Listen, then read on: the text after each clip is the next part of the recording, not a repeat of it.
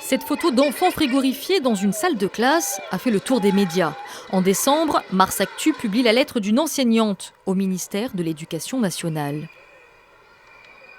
Aujourd'hui, sa pétition sur la vétusté des écoles compte près de 15 000 signatures.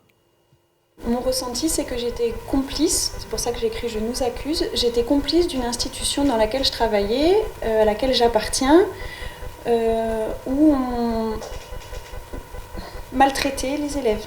2 mois après l'alerte, dans cette école des quartiers nord où ne travaille plus l'enseignante, le chauffage est réparé, les vitres changées, mais ce n'est qu'une école sur 444 à Marseille.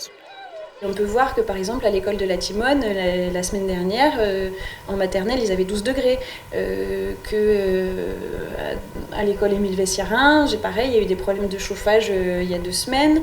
Les parents de l'école Consola sont toujours mobilisés pour qu'il n'y ait plus de 2 classes dans des algécos vétustes qui nuisent à la santé de leurs enfants. Enfin, il y a énormément de cas de figure. Et bon, c'est particulièrement sensible dans les quartiers nord.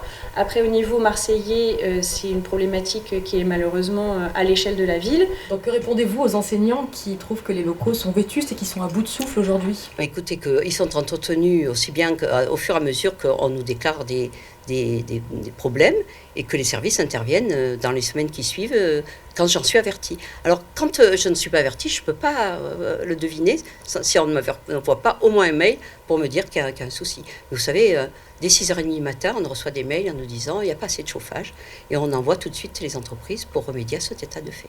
Alors enseignants, à vos témoignages, d'autant que le devoir de réserve des fonctionnaires peut être levé. La levée du secret professionnel est obligatoire pour assurer la protection des personnes et la préservation de la santé publique. Aux enseignants et aux parents de faire leur devoir.